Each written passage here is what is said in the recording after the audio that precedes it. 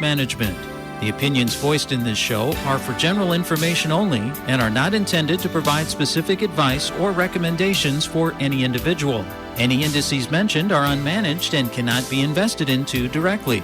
Registered representative, securities offered through Cambridge Investment Research Incorporated, a broker-dealer, member FINRA, SIPC. Investment advisor representative, Cambridge Investment Research Advisors Incorporated. A registered investment advisor, Cambridge and NelsonCorp Wealth Management are not affiliated. Cambridge does not offer tax advice. Now here's today's Financial Focus program. First Wednesday of the month, first Wednesday of the year. Yes. Are you ready for 2024, Dave? Already. You betcha. Hope everybody else out there is too. It's, again, we made another year. Last year was unbelievable as far as the markets are concerned. Stocks had a really nice year following up after a horrible year as far as in 22. So good opportunities that existed last year, and now the question is, what's this year going to hold, and time's going to tell as far as in that regard. How does the year play out for you? Of course, we're here in the Midwest, and you have the change of seasons, so Sure. A lot of people gauge what they're going to be doing by the change of the seasons. Yep. But what about a financial planner? Yeah, so we used to be much more seasonal than we are now, just simply because of the size as far as what we're dealing with and the complexity as far as the stuff that we're dealing with. Back in the day, as far as in the early stages, it was pretty much just investments, and we bought mutual funds, and life was a lot simpler as far as back then, 30 years ago, give or take. But we've added a lot of people. We've added complexity from the standpoint of the type of planning that we do. We do very comprehensive planning. I know you hear people talk about that all the time. You hear people talk about money management.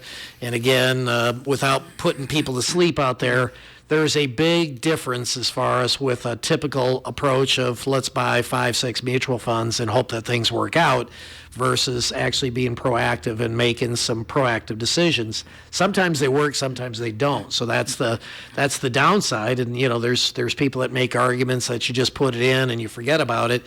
And over time, look at what the markets have done, and life is good. The reality, though, is that during this period of time that people are referencing, we're kind of trivializing as far as the emotional experience that people would have gone through. Just the 10-year period from 2000 through 2010, you had 2 periods of time that the market was down literally, and I'm talking about the S&P 500 now. The S&P 500 being a broad base, looking at, kind of the investing world as a whole. It's a nice big broad index. But from 2000 through 2002, it was down 47%. The NASDAQ, which is a more of a high-tech driven index, was down over 80%. So fast forward, so that's 2000 through 2002. Fast forward to 2007, the end of the year, through the beginning of 09, so roughly 2 years. March 9th, to be exact, of 09, we bottomed, and that was a 58% drop and an 82% drop as far as for the NASDAQ. So for me, just to chuck money someplace and say, oh, life will be good and, I'll be okay, is just nuts because you're ignoring. So my last coursework that I did at the John Kennedy School of Government at Harvard, the professor, as I'm leaving, said, David, never forget that an extra 0.25% means nothing if people can't sleep at night. So bring it back to that period of time. My explanation to clients is my job's to make you money. You're going to have to deal with the volatility.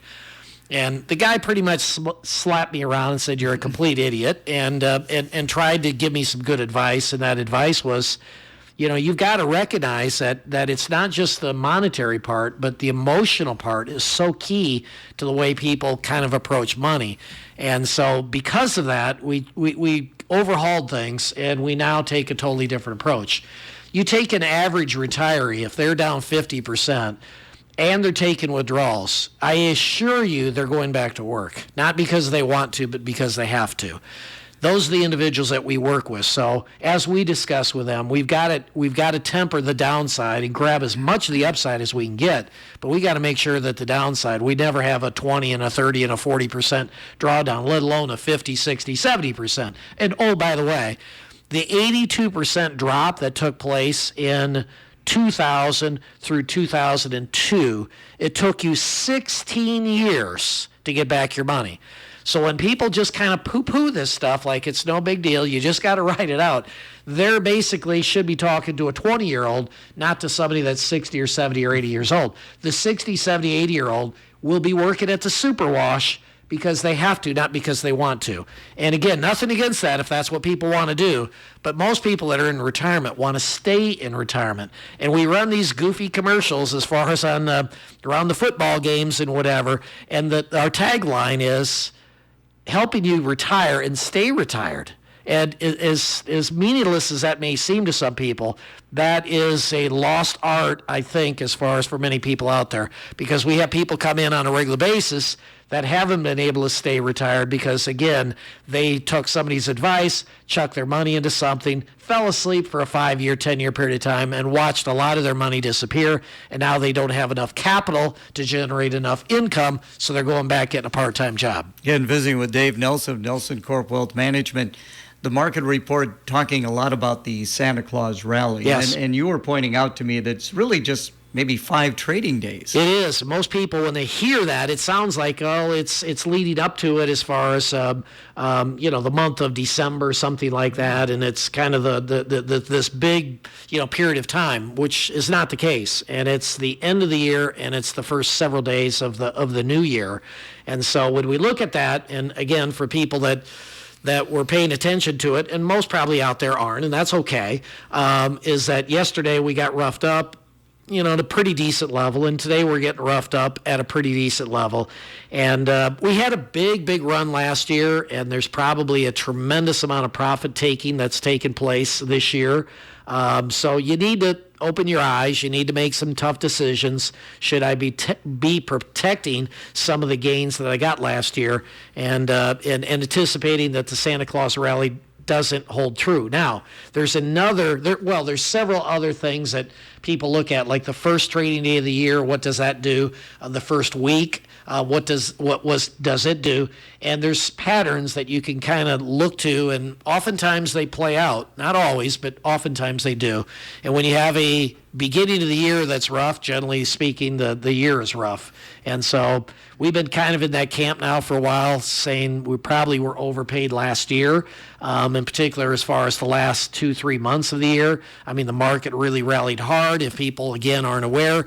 And to give some of that back is probably believable. And yesterday it started, and today it seems to be continuing. We'll see as far as, going forward. We'll do our best that we can legally as far as to share some ideas as far as through this type of medium. As people may or may not know out there, we got a lot of restrictions as far as what can come out of my mouth in this type of form and what can't. Not to oversimplify things, but how does this occur, Dave? As far as the compliance issues or the volatility? Oh, the volatility. Yeah. When you look at it as far as the market, I think what people just misunderstand, they try to make it more complex than it really is. But the market is nothing more than a big auction. I mean, you have buyers and you have sellers. And so when you have more buyers as far as wanting to acquire stuff, which is clearly what we had last year, and it was all about AI, so artificial intelligence, for those that don't know, and all this new stuff that's coming about and the impact that it's going to have as far as on supposedly making things better for all of us, and it probably in many ways will. It's also going to create problems, as we've probably already seen politically, as far as some of the fake stuff that's being created. Just like my voice right now, I mean, this AI can basically take my voice and cut and paste and whatever and come up with something, and you got crazy stuff coming out of my mouth. And so it's a scary thing in some ways, and it's a wonderful thing in some ways. But clearly last year, that's what drove the market, and the volatility is going to be. So yesterday, obviously, there's more sellers than buyers, and today it looks like more sellers than buyers as far as the market today as well. All right, let's continue on. We'll take a break for the weather, brought to you by Morrison Community Hospital. Happy Wednesday. Should be a fairly quiet day today, although we're not going to see as much sun. We're going to see a lot more clouds continue to hold throughout the day today. Temperatures similar to yesterday in the mid-30s for us, and we'll continue to keep a chance for a few flurries on the board throughout the afternoon. Tonight, those clouds will begin to clear out. Temperatures expected to be cool by tomorrow morning, with lows in the low to mid-20s, and then more sunshine expected for Thursday. I'm Storm Track 8 meteorologist Morgan Strackbein. Skies remain overcast, 33 23 degrees. We do have light northwest winds. Our update brought to you by Morrison Community Hospital. Colder weather can bring about ear infections and sore throats. Dr. Thane Cody of Morrison Community Hospital specializes in the surgical and medical treatment of ear, nose, and throat for both adults and children. Dr. Cody has extensive experience and expertise in the treatment of head and neck cancer and thyroid tumors. He provides diagnostic and therapeutic treatment of acute or chronic conditions. Dr. Cody is currently accepting new patients. To make an appointment, call 815-772-5590 of Morrison Community Hospital. Pleasure to have Dave Nelson in. Dave, I don't know if Val told you, but you're coming in for Men's Day also at the end of the month. Okay, I did. You're right. Val runs my life, my schedule. It sounds good. I'll be happy to be here. So it'll be Friday, January 26th. Gotcha. And that's always a fun show because we talk a little shop, but we also get a little bit more into your personal life. And I know you're now a big Hawkeye fan. Yes. And you were out in Iowa City last night. Yeah. How far out was Caitlin Clark when she made that shot? It was quite a distance. It was, we're in row 22. We've got a nice view of the court, what have you, and the game, what we were talking earlier as far as the number of shot attempts that she had as far as during the game. And, she's making a good percentage. Not a phenomenal percentage, but a good percentage. We're lacking some balance, clearly, as far as in the team. We got to have more than 2 or 3 people scoring. And there was, but 2 points and 3 points really, in the big scheme of things, doesn't matter when you play at this level. But anyway, it was just a mess. I don't know. Did you watch it? No. Okay, so it was a cobble-up mess. They had it in Hannah's hands. She's the gal from out around Cedar Rapids area. I don't know exactly what school she went to. Nice player. And she was getting, I used the term mauled, so they got multiple people around her and the ball's loose and it's getting tipped and whatever. And it just, somehow Clark came out of this mess with a ball, does her patent step back shot, and the place erupted. You thought, and I don't know, you see this footage on TV, and I'm not big into going to like concerts and whatever, but you have some of these superstars, and you have all the hands in the air where people are, screaming and they're loving the music. And as I looked out, as far as the ball goes through, with literally point something seconds to go in the game, and all these hands go in the air, the place erupted. I mean, it was, and you got a bunch of square older people as a whole that are watching this, me being one of those. It's just such a wonderful environment. And you brought up the Men's Day. A lot of times, as far as in the past, when some of these things come up, we've got homecoming and whatever. So I rarely could make it because I'm at the gym acting like an idiot trying to get the crowd kind of fired up, charged up, whatever. And now I don't have that as of last year and this year, and being able to go to some of these basketball games, not some, all of them, we got season tickets as far as for the women's basketball games, and it's thrilling. And what I love most about it, and I mean this sincerely, is the joy that it brings to so many other people. So I have a brother-in-law that passed away a few years ago, and he could give a hoot less about sports his entire life until literally like the last couple of years. And he got into watching the Bulls, and he really enjoyed that. This is a person that doesn't dig sports, but he kind of opened up his mind to it a little bit and watched. And I'm looking around here, and you just know a lot of these people weren't athletes as far as back in the day, but they just love coming to this, and it's such a fun atmosphere. And folks, if you get a chance to go, you really need to do it because, again, it's different. And I love football, so I got to qualify that now.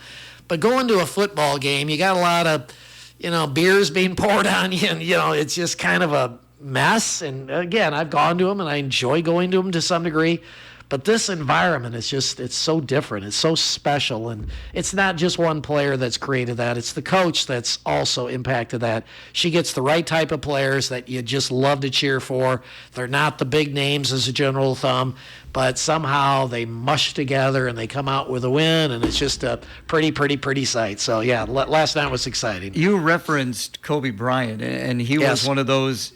He always felt that the shot was going to go in. Yes. It didn't matter if he'd missed 10 or 12 in a row. Exactly. He just had a feeling that the next one is going in. You've got to have that mentality. Yes. And you can look down on the floor and realize that she's the only one on either team that wants that. We were at one of the most famous shots that she's made was against Indiana, and we're down 2 points. This was last year. And everybody in the gym knows that, and it was point something seconds to go. And somehow we got to get her the ball. Well, she's got 15 girls hanging on her. She's not going to touch the ball. Somehow she got the ball. She's falling out of bounds. She's, a mile away from the hoop, and the dang ball goes in. And, we're all sitting there saying there's one person in this entire gym that wants the ball, and she's the one. She's like Kobe. She believes it's going in.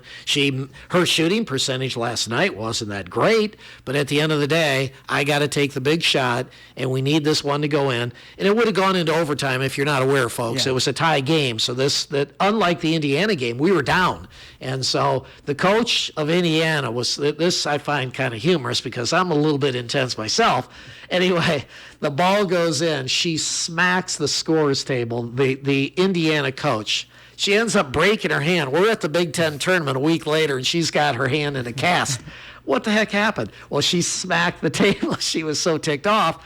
And so it happens, folks. You got a great player like that. And, man, and again, we don't know how long our Michael Jordan is going to be here as far as out in Iowa City. So if you get a chance, go out and check her out. Again, visiting with Dave Nelson. We're going to continue for a few more minutes here. You talk about the emotional aspect. Yes. And, the Indiana coach breaking her hand. Yes. I know you're not supposed to be emotional, but Yep. Do you get emotional sometimes about your business? Yeah, very much so. And it's a dangerous thing. And for years, I had a great experience. And again, I share this with people because it does matter. Wrote a massive check, a bigger check than I've ever written, to go listen to a gentleman that was in his late 70s, early 80s. This was in Chicago. And this gentleman is one of my heroes. And he, most people have heard of the Wall Street Journal. Some people have heard of the publication Investor Business Daily. So it's a newspaper like the Wall Street Journal. The difference is, in my opinion, it's far better. And it's far better because it gives you stuff that you can actually use. So it's a very, very important piece. Well, the gentleman that started that has an unbelievable track record as far as managing money. Literally right up there with Peter Lynch, who's one of the all-time greats. And these two, if you look at their performance, was actually better than Buffett. So anyway, just to kind of put things in perspective. And this guy's up there, and he's talking, and I'm probably 30 years old at the time. And I'm kind of a little full of myself, and, I've done a fair amount, and look at me type stuff.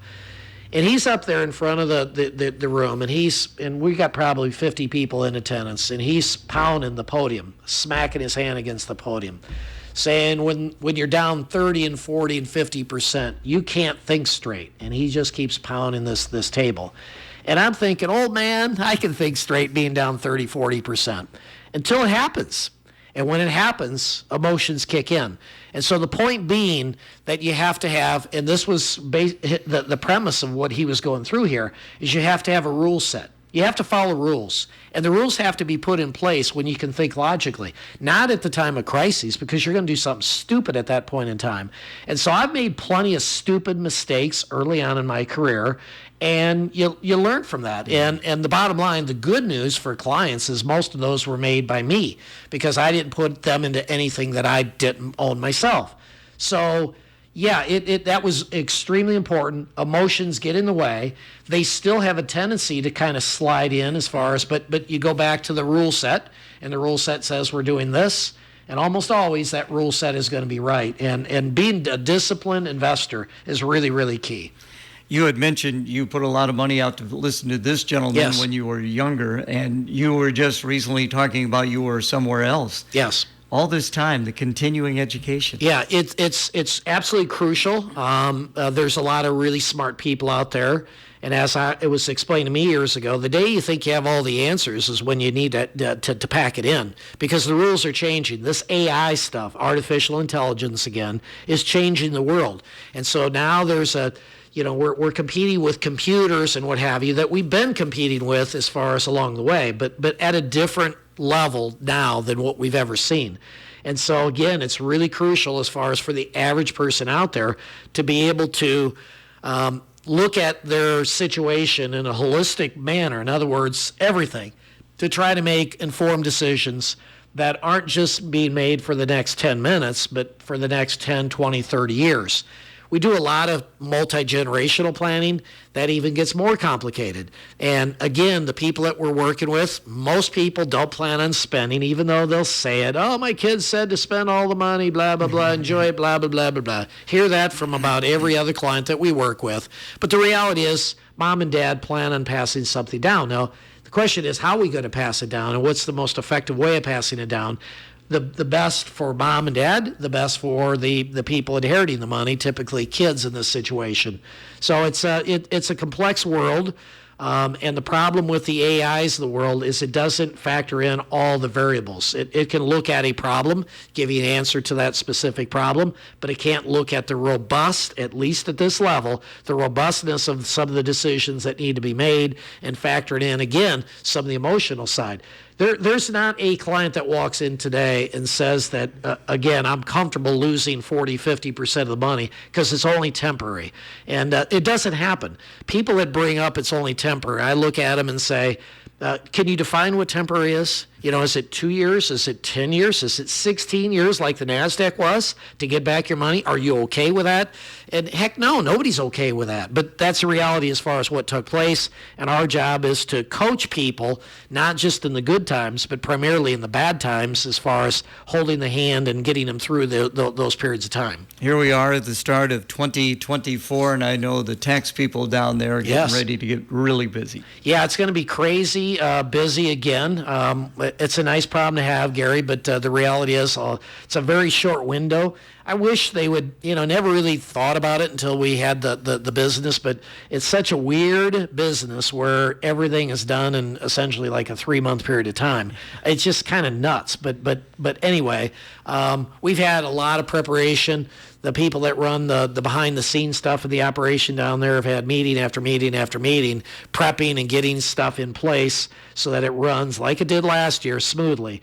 If David was doing that, it would be a chaotic mess. So I know my skill set is not behind the scenes. It's more interfacing with clients and doing that type of stuff. So we got some great people down there, and things should go pretty smoothly, I believe. You got to surround yourself with good people, Dave. You have to, yes, exactly. Yes. That's been what's really, people say you've done really, really well. I said I've done really, really well with a whole bunch of other people, real quality people. And again, to me, honorable people, honest people, people that care about other individuals, not just themselves. And because of that, again, we've enjoyed, fortunately, thank you folks out there, we've enjoyed a really nice, just seeing our business grow substantially over the years because of, I think, what we accomplished 20 years ago that's now coming through as far as for many people out there. With the expansion that you have had, and do you do the hiring? How does that work? Very little of the hiring is me these days. We're in the midst. I mean, we're multiple people short as far as of what we need as far as this point in time. We have people coming in all the time with applications and whatever as far as wanting jobs. So we don't have to really go out and do a lot of hunting per se. But at the end of the day, it's we've got some other people that know the right questions to ask and whatever. I try to.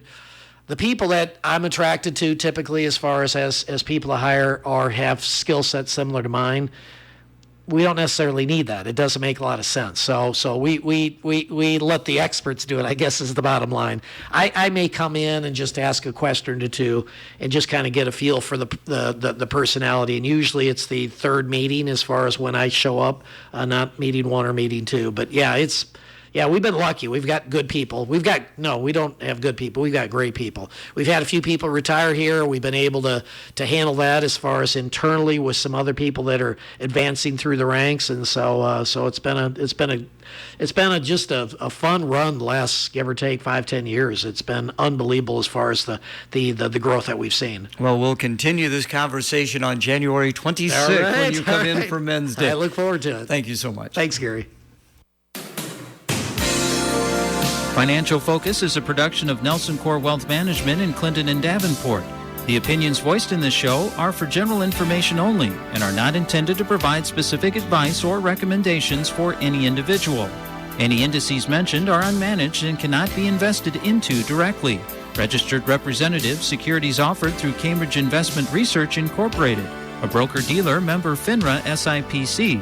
Investment advisor representative, Cambridge Investment Research Advisors Incorporated, a registered investment advisor. Cambridge and NelsonCorp Wealth Management are not affiliated. Cambridge does not offer tax advice. For more information, visit our website at www.nelsoncorp.com.